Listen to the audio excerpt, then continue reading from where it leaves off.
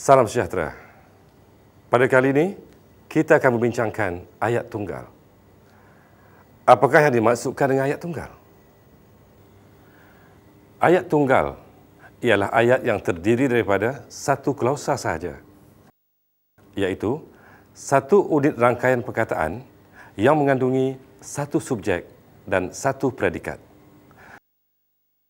Sila teliti ayat-ayat yang berikut ini. Orang itu peguam. Mereka bermain di padang. Pemandangan di situ cantik. Ayah ke kota baru. Sekarang mari kita teliti pembinaan ayat tunggal pula. Ayat tunggal terbina daripada dua bahagian, iaitu bahagian subjek dan bahagian predikat. Subjek ialah bahagian ayat yang diterangkan, manakala predikat ialah bahagian ayat yang menerangkan. Binaan subjek ayat tunggal terdiri daripada frasa nama.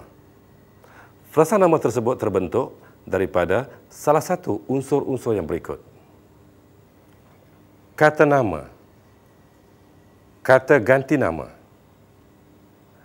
kata kerja yang berfungsi sebagai kata nama, kata adjektif yang berfungsi sebagai kata nama.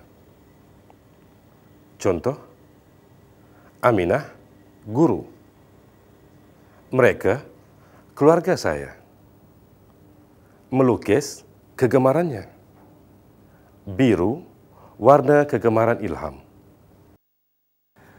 Binaan predikat ayat tunggal pula terdiri daripada unsur-unsur yang berikut.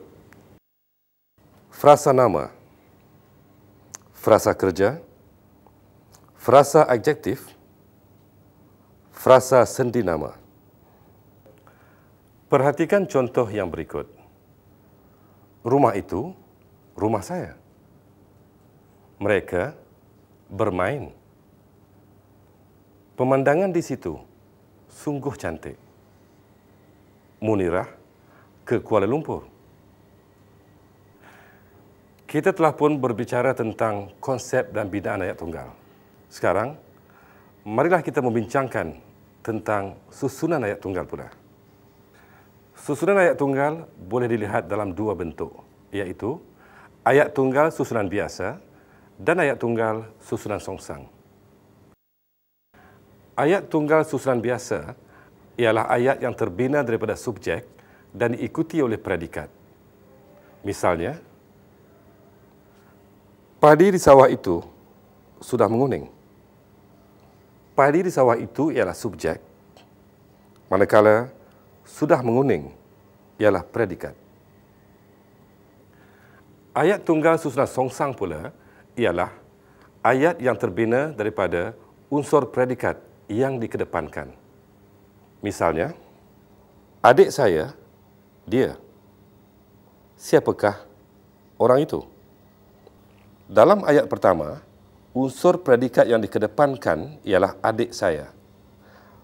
Manakala, dalam ayat kedua, unsur predikat yang dikedepankan ialah siapakah.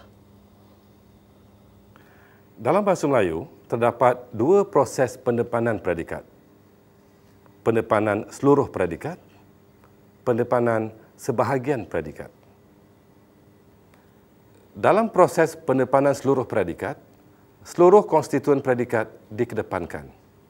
Contoh, rumah itu cantik sungguh. Cantik sungguh rumah itu.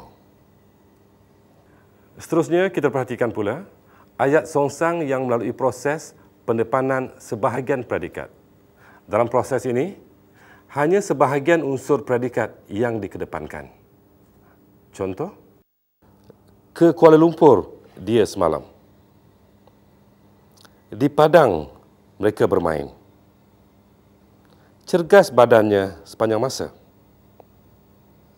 Pagi tadi mereka sampai. Setelah mengikuti pelajaran ini, diharapkan para pelajar dapat memahami ayat tunggal dan dapat pula menulis ayat tunggal dengan tepat dan gramatis. Selamat belajar.